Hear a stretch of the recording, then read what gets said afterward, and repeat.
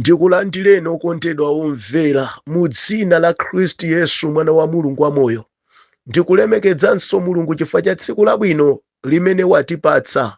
Tsiku la lero okondedwa omvera ndi pa 15 December 2024, tsiku la Mulungu. Ndimafuna ndikupempheni okondedwa. Ndi tsiku limene timakhalanso ndi nthawi zabwino zokamulemekedza Mulungu pa zabwino zimene watichitira ndi chipambano chimene wationetsera okondedwa kuchokera pa 1 January kudzafika lero pa 15 December, miyezi 12 yadutsa sopano imene Mulungu atipyoletsa kuzambiri zimene maso athu aona. Taona nzathu akuyikidwa m'manda, taona ngozi zosiyanasiyana, taona zinthu zikuchitika okondedwa ku dziko kuno zimene ndi zoopsa kwambiri, koma mu zonsezo ife tapulumutsidwa ndi Mulungu. Ndikuti pakufunikira nthawi zina tipatule nthawi yosonkhana ndi abale kumkweza Ambuye, kumulemekeza, kumvinira Mulungu. Mwachita zodabwitsa pa banja langa, mwachita zazikulu pa moyo wanga, mwachita zamphamvu pa ntchito yanga. Anzanga amene anayamba ntchito pa January, ena pofika lero ntchito inatha. Ena atayamba January pofika lero moyo kulibe, anayikidwa m'manda. Ena analumala mu nyengo imene kufika lero longoti samayenda. Ena kufikira lero londiona kuti okondedwa omvera akusowa banja, ine ndapeza banja. Ena atakumanena kuti ine ndapeza mwana mu nthawi imeneyi. Aliyense atakunena chabwino chimene Mulungu wanchitira kuchokera mu nthawi imeneyo kufikira lero londe kuti ndi zifukwa zokwanira zomakwanitsa kumamulemekeza Mulungu. Zikomo, ndinu wabwino. Okondedwa, tazikhalani ni nthawi inuyo yakuzipatulira pamaso pa Mulungu. Musamangokhala bize nokha mchipongwe, chifukwa Mulungu akuchitirani zambiri pamwe wanu, amafunikiranso kama muthokoza. Zikomo Ambuye pa zambiri zimene mwandichitira, pandekha sindikanatha. Ena muchaka chomwechi mwasanduka kukhala mabwana. Mulungu akulemekezani, wakuchotsani pa ukapolo, wakuchotsani kumapulusa, kuzithaphwi. Munali munthu omveka fungo, okondedwa omvera la umphawi, koma Mulungu akulemekezani lero. Anthu akunenani kuti inuyo abwana, kuteko chimecho nchifukwa chokwanira chona kuti inuyo mutha kumulemekeza nacho Mulungu. Zulo okondedwa timaona ubale wina wake umene anthu anapanga chinzake, koma chinali chinzake choyipa zedi, chifukwa zokambirana za anthu awawa zinali zoyipa. Ndetsulo timaona ku Samaria kuli chinjala chachikulu, andi njala imeneyi inapangisa kuti anthu adzigula chitosi cha nkhunda ndi kumadya kumayesa nsima, adzigula mitu ya abulu kumayesa nyama. Zitafika pena poyipisisa, anthu ena ake anakambira na azimayi awiri, onse anabereka ana. Ndikuna kuti lero mzimayi nzanga tindiye mwana wako, andi mawa uyu akatha ngati nyamake tamaliza lero mati idiye winayi. Zinachitika, koma pawa wake utadza, winayi anabisa mwana wake posafuna kuti adibwe ndiwo. Okondedwa, ndendi makamba kuti pali chinzake china chimene chaononga zinthu. Anthu ena timamvana bwino kumakambirana nkukhala pa SS ndi kumafika pomagula zovala nkumavalirana, koma tikukambirana zinthu zoyipa okondedwa omvera. Ndendi makamba kuti ngati chinzanu mwachiyamba osati chifukwa cha dzina la Mulungu, chinzanu chimenecho chimatha koma momvetsa chisoni, chimamusiya wina akulira. Ndifake tapeza kuti wina dzulo tamona kukafika kwa mfumu, amfumu nkumati ndiweruza bwanji milandu yakoyi ngati Mulungu sakuweruzira. Okondedwa, atamva mfumu tinaona atavala chiguduli, atavula chinkancho chawo, ndikuyamba kuzitembelera nkumati ngati lero sindidula mutu wa Elisa, Mulungu andilange, Mulungu andilange. Kodi Elisa walakwiranji? Kodi inuyo simunamvera Elisayo? Chifukwa chani? Munthu wa Mulungu waloleranji njala kuti idzikhala mziko pamene yalipo? Kodi okondedwa, anthu a dziko watu ngakhala amachita mwano, koma amadziwa kuti amene amakayitanisa mvula kumwamba ndi munthu wopemphera, munthu wa Mulungu. Ndelero ndifuna ndibwere nkunena kuti zosatira zakunyoza munthu wa Mulungu, zosatira zakunyoza munthu wa Mulungu kapena kuti mtumiki wa Mulungu. Mtumiki wina aliyense okondedwa omvera ali ndi mphamvu. Mulungu akamamutuma munthu kuti amsogolere ku ntchito yake amampatsa mphamvu. Andi liwu lina lilonse lolankhula mkamwa mwake lili ndi mphamvu yakuchita kanthu. Ndetifuna tione anthu amapita kwa Elisa kuti akachite naye choyipa, koma Elisa konko anauza musadandaule, chakudya chipezeka, musadandaule. Atapangana mfumu itamemeza anthu amene imadalira kuti anthu amene akukampha Elisa pa chopweteka chimene chachitikira dziko. Elisa chachitika bwanji kungoyang'ana nde apita akadule khosi la Elisalo. Nde Elisa adadziwa kuti kukubwera chigawenga, kukubwera chifwamba, chikubwera paja musaiwala amakhoza kuyenda upanda ndidi, koma kukhomo kukhala ni cheru, kukubwera wina amene Elisa amakwanisa kumadziwa za panja, iye ali mkati ndi anthu ena akuchedza. Munthu wa Mulungu ngopsa kwambiri. Okondedwa, palibe chimene mungachite chonsembera munthu wa Mulungu. Chilichonse maso a Mulungu amamutsegulira adzidziwa zimene zikuchitika kunja kwa nyumba ya Mulungu. Okondedwa, khala nosamala. Tatenti olengerero buku la Two Mafumu mutu namba 7 ndetu welenga kuyambira ndime ya 1 ndi 2, kenako tizalumpha tizambira pa 17. Tetu welengeni okondedwa omvera. Mawu akuti bwanji? Baibo likulankhula pa Two Mafumu mutu namba 7 vesi kuyambira 1 akuti, ndipo Elisa anati, mverani mawu a Yehova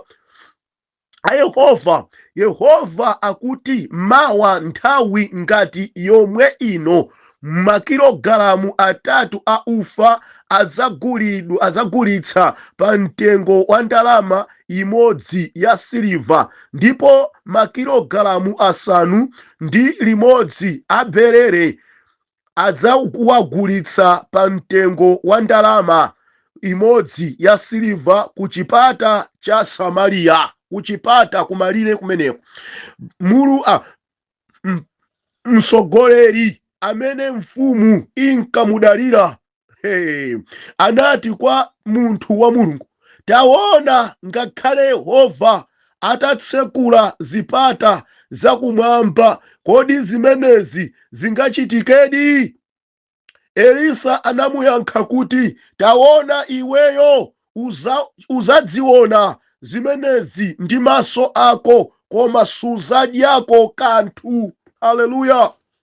Vesi ya nambala 17 Bible likuti, sono mfumu inayika msogoleri amene ankamudalira uja kuti akhale oyang'anira pa chipata, ndipo anthu anamupondaponda ku chipata kuja, ndipo anafa monga momwe Elisa munthu wa Mulungu ananena, mfumu itapita ku nyumba yake.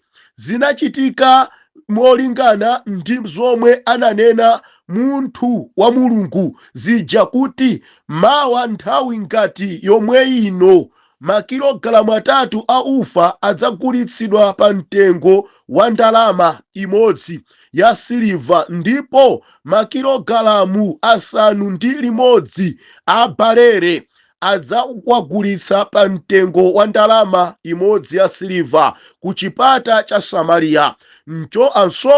Msogoleri ananena kwa munthu wa Mulungu kuti, taona, ngakhale Yehova atatsekula zipata zakumwamba, kodi zimenezi zingachitikedi? Munthu wa Mulungu anamuyankha kuti, iwe uzaziona zimenezi ndi maso ako. Haleluya. Koma suzadyako kanthu. Ndipo izi ndi zomwe zinamuchitikiradi msogoleri, pakuti anthu anamupondaponda pa chipata ndipo anafa. Mulungu, lemekezani mawu anu, lemekezani dzina lanu. Atate Mulungu wanga, ndikukudalirani. Mulungu, mukalankhula kanthu mwa munthu wanu kamachitika. Palibe kanthu kamene kanalankhulidwa ndinu kosapambana Ambuye. Chilichonse cholankhulidwa ndi mkamwa mwa inu Yehova chimakwaniritsidwa. Mulungu, tipangeni ife kuchita mantha ndi chipongwe chomalankhulira dzina lanu mwano. cholankhulira atumiki anu mwano tili mwano ife Ambuye, koma tipangeni kukhala lero akuchita mantha chifukwa potapolankhulira mwano mtumiki wanu timalankhuliranso inu Mulungu. Pobwedzera mawu anu poyena amakhoza kutilanga, ndikupemphera tilankhuleni mfumu lero ndipo tizamva mu dzina la Khristu Yesu ndapemphera, ameni. Zosatira zachipongwe, zakulankhulira choyipa, zakulankhulira mwano mtumiki a Mulungu.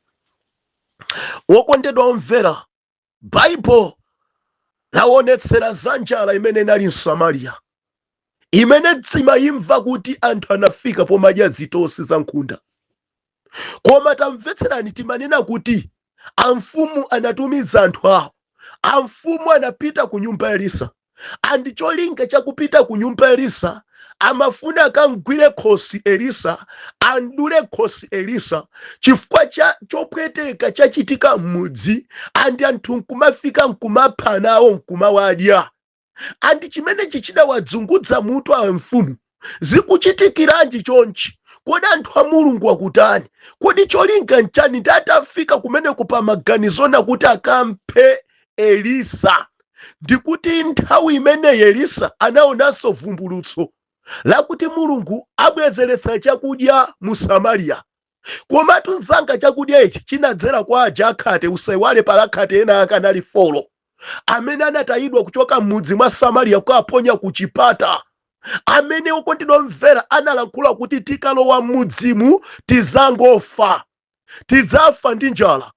Koma tiyeni tipite ku zipata za ku Alamu kumene tamva kuti akusungira chakudya kumeneko, ndetilondole kumeneko. Ngati kuli kutipha kangotipha, koma tiyeni konko tikafe tili pa chakudya nkwabwino, kusiyana ndi kuti tikafe pamalo pamene palibe chakudya. Ndi anyamata akhatewa otayidwawa otafere ku chipatawa ananyamuka wokha ulendo opita nzanga ku misasa ya kwa Alamu. Baibo likuti pakufika pa malekezero a chipata amisasa, Mulungu anayamba kulimbisa mendo yawo, anayamba kuimvekesa ngati magaleta, anayamba kuimvekesa ngati akavalo, ndi amamveka ndi ndidi kuti ri. Ndekuti anawalimbisa mendo yawo, ndi amamveka ngati gulu la wanthu, chifukwa anyamatawa analimba mtima. Andi pakuonetsera kuti khate zinamba kusintha mu nthawi imene amakafika ku maloko. Ndipo kumeneko oyang'anira akumisasa ananena kuti Israeli yatimemezera magulu ankhondo kuphatikizirapo magulu ena a Igupto, ndi anathawa kumisasako kumene kunakapezeka chakudya, chifukwa kuti pothawapo anasiya misasa yawo ili chimangire. Okondedwa omvera, kunapezeka chakudya, koma Mulungu analankhula mwa Elisa sanafotokozere kwa anthu kuti aja munataya aja ndamene apeza thandizo lokhala m'mudzi mwathu muno. Anthu amene munaponya kunjaja kuwatenga kuti ndi akufaja ndamene Mulungu alankhula nawo kuti abwerese chakudya dziko la Samariya. Ayi, koma anawuza kuti tamvetserana mfumu, kubwera mwabwera mfumu, ndikudziwa ine mwabwerera zinthu zina zosiyana ndi zimene ine ndifuna ndilankhule. Koma chimene ndingafune ndikulankhuleni mfumu, tamverani mawu a Yehova wandiuza kuti mawa nthawi ngati yomwe ino imene mwabwerera pano mfumu, makilogalamu 3 a ufa adzagulitsidwa pa mtengo wa ndalama imodzi ya siliva, ndipo makilogalamu 6 a barele adzagulitsidwa pa mtengo wa ndalama imodzi ya siliva ku chipata cha Samariya komwe kumene kuli misasa, kuja kumene asilikaliwo anamanga pozinga Samariya pofuna kuti awononge Samariya. Koma tamvetsera nokondedwa omvera, akwauza kuti tsiku lake ngati la lero, nthawi yofana ndi nthawi imene mfumu mwabwerayi, simuzakhala muli kuno mfumu, kuzakhala kuchipata bizinesi, kuzakhala malonda ogulitsa chakudya. Kukachitika chimenechi, okondedwa kulankhula chimenechi, Elisa molankhulidwa ndi Mulungu anadzuka wina omanderera Mulungu wa Elisa. Pali gulu lina la anthu limanyozesa Mulungu amene ali ndi mtumiki, limanyozesa anthu amene ndi oyera mtima, limapepusa amaoneka ngati opanda vumbulutso akamalankhula. Ndimafuna ndilankhule chenjezo kuti kwa munthu amene Mulungu adalira ndi kunsankha, iye akamalankhula nkumamupepusira mawuwo, mumakhala mukumpepusa Mulungu amene ali ndiyeyo. Andizosatira chosatira chimene mungakumane nacho sichichokera kwa mtumikiyo, koma chimachokera kwa amene mukumpeputsayo. Pokhala mukumpeputsayo amakhala Mulungu. Chifukwa iye wayima pamenepo monga Mulungu akamalankhula. Chifukwa Elisa polankhula voice yache akuti Yehova walankhula nane izizi. Andi Yehova walankhula kuti mawa pano nthawi yofanana ndinoyo amfumu simukhalanso mukulira za njala, amfumu simukhalanso mukumva chisoni nokha chifukwa cha zimene zakugwerani. Adani amene anazinga anakuzingirani Samaria ino ndi amene abweretse chakudya. Adani amene amati apha inu ndi amene Mulungu agwiritse ntchito kuti abweretse chakudya choti inuwo muzidya. Okondedwa, Mulungu wathu amazisintha zinthu poyerayera. Amene amakuchitira choyipa ndi kukuchitira chabwino. Chimene chimangofunika iweyo ungogwiritsitsa Mulungu amene amachita zinthu mwa mtundu otereyo. Pawe kasunga zichite, koma Mulungu akakhala ndiwe amachita zinthu. Ndiye panazuka wina amene amfumu amandalira, kansala wa mfumu amene mfumu akachoka malankhula ndiyeyo. Ndi anafika ndikudziwa ine pali kagulu kena kanthu kosatira kwa mafumu kamafuna kazilankhula ngati kanzeru kwambiri kana sanalingalire nkulankhula kwawo. Ndi anafika pomalankhula mtsogoleri amene mfumuwo amamdalira, anati kwa munthu wa Mulungu, taona ngakhale Yehova atatsekula zipata zakumwamba, kodi zimenezi zingachitikedi? Mawu amwano, mawu awawa ngachipongwe onyankhulira munthu wa Mulungu. Kaya sindikudziwe fama mpepusa pomona kuti Elisa alibe njinga yakapalasa kuona ngati nyumba yake ndiyo mauzu. Sindikudziwa mwina mavalidwe a Elisa wamoneka opepuka, sindikudziwa. Koma ngakhale Elisa atapepuka m'maso mwanu ali ndi mtundu wa mphamvu yosiyana ndi inuyo. Ngakhale Elisa ataoneka kuti sukulu sanapite nayo patali, koma Mulungu anamdalira chifukwa cha umulungu okhala mkati mwake. Kodi mmadziwa pena timapepusa anthu chifukwa cha zimene tili nazo, koma kuopsa kwa kupepusa anthu amene ali Mulungu timakumana nazo si zimene timempekezera. Mukumva chipongwe? Ngati Yehova yodi atatsekula mazenera akumwamba, kumwambako nkutseguka, kumwambako nkumasuka, kodi mukufuna mundiuze kuti zimene mukulankhula pakamwa panu pa Elisa zingachitikedi? Amene wanthu awawo aliko mpaka lero omalankhulira chipongwe cha mtundu otere anthu a Mulungu. Koma tamvetserani chimene chikutuluka mkamwa mwa Elisa. Ndikukhulupirira Elisa samafuna atachitulutsa.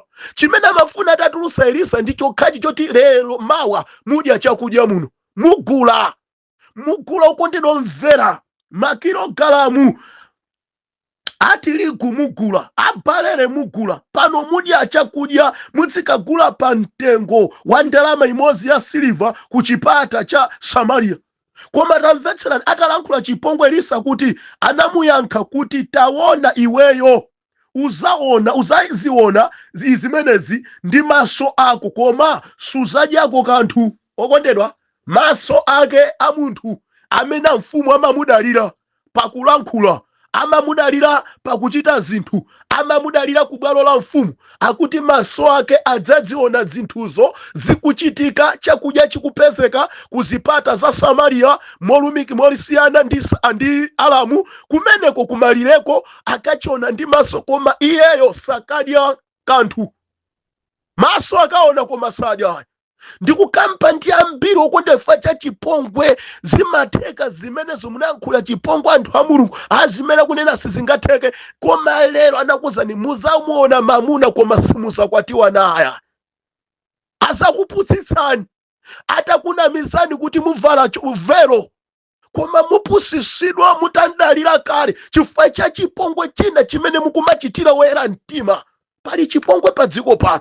Ndiye tifuna tione zinachitikadi zimene munthu wa Mulungu analankhula. Tamvetsera atamva zoti kumisasa kuli chakudya akhata jana bwera muzi kuzalengeza kuno tapeza chakudya, kuno kuli chakudya ku chipata cha Samaria, malo amene timati tikangomaliza Samaria tikutuluka kulowa kwa Alamu. Pali chakudya tachipeza kuno, kuli chakudya kuno. Atafika napemeza muzi wonse akhata atamemeza mfumu mfumu anauza amene amandalira, tiyeni kumisasa memezani gulu la anthu tipite tikaone zimene akunenawa ngati nzona. Monga mwa mawu a Elisa ananenera, anthu aja ananyamuka ulendo wa kuchipata, anakapeza nzanga chakudya cha mbirimbiri chili chochuluka zija zimene adalankhula munthu wa Mulungu zifuna zikwaniritsidwe. Chilichonse chotuluka mkamwa mwa Mulungu patalike pafupike chimakwaniritsidwa. Ngati amayi Mulungu adalankhula pamwe wanu kuti muzakwatiwa, musayione nthawi kuchedwa kuti bwanji sindikukwatiwa nankali kuti amuna oti andikwatire. Musalankhule chimenecho, mukalankhula mawu amenewo mudzamva kuti amuna mudzaona komeno simukwatiwa nawo. Ayi, akazi mudzaona komeno simukwatiwa nawo, ntchito muziona muzimva ilipo komeno simuyamba. Chifukwa choti mwalankhula chipongwe, kodi ntchito yake akunena munthu wa Mulungu nditi? Anthu anzanga kugwira ntchito, ine ndikulephera mpaka na lero. Kupemphera ndapemphera, m'mapiri ndakwera, koma tamvetserani ngati pamveka voice ona kuti musadere nkhawa, ntchito mugwira. Ngati mwalankhula muli mkamwa mwa Mulungu, ntchito mugwiradi. Koma vuto anthu timafuna tibweze mwanu, timafuna za nsanga.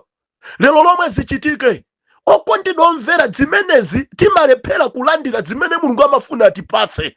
Chifukwa chofuna za nsanga, Mulungu azifuna za m'maganizo athu, osati tizidikira pa Mulungu. Ngati lero anthu ambiri tasemphana ndi mabanja, Mulungu atatuzadikirani. Ife timafuna za nsanga, ati kuona ngati Mulungu akundicheresa, bora ndingopeza. Ndiye mwakampeza munthu wachamba, munthu oledzera inopemphera, munthu okhulupirira mankhwala inopemphera. Zosatira zake lero malo moti mpemphere nanunso mwamba kupenduza, mwamba kuombeza, mwamba kukhulupirira nyanga. Ifati simunadikire. Simunadikira makani ndi Mulungu okondera mavuto akutigwera kwambiri ku dziko lapansi lino. Zina zimene tikulira nazo lero si zathu ayi. Chifukwa chako sichingamakutulutsa misozi, koma chikukutulutsa ifati sudamvere kulankhula kwa munthu wa Mulungu. Anthu ambiri tikamapita kwa Mulungu, anthu a Mulungu, ziganizo timakhala tapanga kale, olo tikwafusa timakhala tapanga kale, akandiyankha ine nkachita motere. Ndiye zimene zija zabweretsa mavuto lero tikulira. Ndiye timafuna anthu a Mulungu ajazima nafe m'mapemphero muzimene tinakazipalamula tokha, pamene wanatuzadikirani ife tinachita makani. Sisi tamvetsera, ndiwerenge mbali. Baibulo likuti sono mfumu inayika mtsogoleri amene adamudalira uja kuti akhale oyang'anira pa chipata, ndipo anthu anamupondaponda ku chipata kuja, ndipo anafa. Monga momwe Elisa munthu wa Mulungu ananenera, mfumu itapita ku nyumba yake. Munthawi imene mfumu ija anapita, zija ananena Elisa zija zachitika.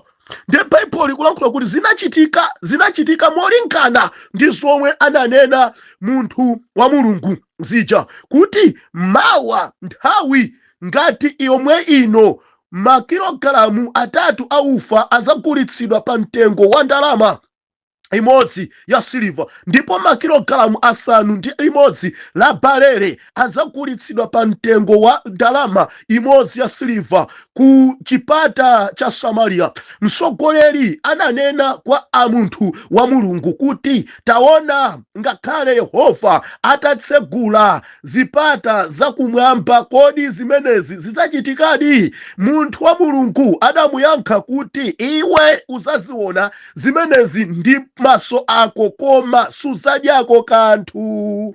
Ndipo izi ndi zomwe zinamchitikiradi mtsogoleri, pakuti anthu anamupondaponda pa chipata ndipo anafa. Munthu wa Mulungu polankhula sananene kuti ukafa ayi, koma anamuza kuti maso ako adzadziona koma iwe suzadya. Koma munthu wa Mulungu amadziwa kuti anthu othamangira chakudya, yeyi akuthamanga kuti akatulutse lake thumba. Pokhala anayankhula chipongwe ndi afuna anyamule thumba, naye achotse thumba lake. Ngati kuli kumwezera, amwezere limene watulutsa. Pompo atalumpha ndi thumba anyamule, anagwa pansi pi. Atagwa pansi, anthu sanasamale pa gwanduna ya mfumu. Anthu anapondaponda, aliyense posamala nane nfuna chakudya kampanzere. Ndiye kuti anthu anampondaponda, andi mapazi a anthu ndamene anapha munthu uyu. Anampheranji chokwaniritsidwa ndi mawu amene munthu wa Mulungu analankhula pa chimene analankhulira chipongwe pa Mulungu wa Elisa. Kuonesera ngati kuti kumwamba kukatseguka sikumatuluka yankho la Mulungu. ndi anafuna muonetsere kuti kumwamba kutatuluka yankho la chakudya kutulukanso yankho lobwezera chimene walankhula chipongwe china chilichonse chimene timalankhulira amene ndi oyera mtima amene mulungu amutuma iyeyo akatalankhule mawu ake pobwezera pa inu pamatuluka zosatira. Ndimafuna ndikulankhuleni okondedwa, zipongwezi mutha kumalankhulira anthu amene alibe mulungu, anthu amene sapembeza mulungu ona mutha mabwezera, koma uyu akapempha kwa mulungu wake Ambuye ndifuna munthu alankhula chipongweyi mukumane naye, umakumanadi ndi mulungu. Nde akuti mfumu imadikirira maso akaone kodi mtumiki wa mulungu siku lija ankangolankhula pofuna kuti sangalasa. Kodi munthu wa mulungu analankhula mauti nzangayi azachiona koma sazadya zichitikadi. Ndanamusa kuti iniwo muziyang'anira ujama mudalira uja anamusa uziyang'anira kumalo ano anthu mmene alili zichitike bwino, aliyesa agule ufa pa mtengo wake, aliyesa agule balere pa mtengo wake, koma iye anavomera mfumu ndiyang'anira ndodo yake ili m'manja, ndeyekha anafuna akatenge naye chake konko adagwa. Chilipo chinamutereresa kumgwetsa. Okondedwa, ukamachita matama chilipo chimene mulungu amachituma chikugwetsa iweyo, chikakugwetsa umathera pompo ndi sumadzukanso kukhala wamoyo. Nde zimene zinachitika zija pompo amene adamva voice imene nyumba mwa Elisa akulankhula Elisa pamaso pa mfumu anadziwa kuti chinthu chachitika pachi ndi chimene analankhula munthu wa mulungu dzulo. Analankhula mofana ndi ndendende zachitika maso a munthu wa mulungu, analankhula kuti uzachiona koma suzadya. Andi zachitika akuluwa achionadi chakudya akuthamangira thumba agwa, thumba lili m'manja koma sanakafike pokadya chakudyachi, chifukwa chimenecho analankhula ni munthu wa mulungu. Anthu ambiri afa ataziona koma osazidya. Ayi, mutha kuyimanga nyumba bwinobwino nkutha okondedwa omvera, mutha kuchita chilichonse kumanga mapoloti ndikutha okondedwa omvera, antchito nkulowamo, koma mwezi uja kupita kumapeto oti mukalandire chifukwa cha chipongwe chochitira mulungu. Azimene zindapangira mu mphamvu zanga sikutinso mulungu, ine simpembeza mulungu yayi. Mulungu amangolowesapo china chake chongokusamani nkufa ndalama zale ndikulandira anthu ena mwaziona koma osadya. Okondedwa omvera, anthu amakhoza kupita pa ntchito nkoza kuti muyamba ndithu, koma ntchito ija nkuyambadi zotheka koma kungomva kuti atafika pakati mwa pa mwezi chifukwa analankhulira mwano mulungu, anatukwana anthu a mulungu zosatira ntchito ija isanafike pa indende utatha kulandira ndalama zamva ntchito ija yathera asanandire ndalama zomwe muziona koma simudya. Okondedwa, pafunikira kukhala ndi mantha atikhala discipline pakulankhula, tiziwe kuti anthu awawa ndi a mulungu. Pali zina zimene anthu amalankhulira, wina wake ndi Elisa yemweyi anamulankhula awa adanziwe. Anyamata ena ake anamulankhula Elisa akuchokera kusidya la Yorodani, ndi anamulankhula awa adanziwe. Iye anangoyitana kumwamba kuti kubwere ndi zimbalangondo. Anyamata okwanira 40 anapwepwezedwa mafupa awo. Okondedwa, ndimafuna ndilankhule nanu nonse amene mumalankhula ena mmachita kuimba foni ndi kulankhula chipongo kumulankhulira munthu wa mulungu. Timalandira zipongo okondedwa zimene anthu mmalankhula zikomwe fa timalankhula. Ena umachita kukuimbira foni, ena amachita kungolemba message kumene, koma kulankhula zinthu zimene zili zosakhala bwino pa munthu wa mulungu sindikudziwa, kumakhala kuzindikira kwambiri koma ine sindikudziwa. Koma ngati munthu anamuyitana ndi mulungu, ena ndikukamba pano kale mwamba kumana ndi zosatira, zinthu zanu zayima sizikuyenda.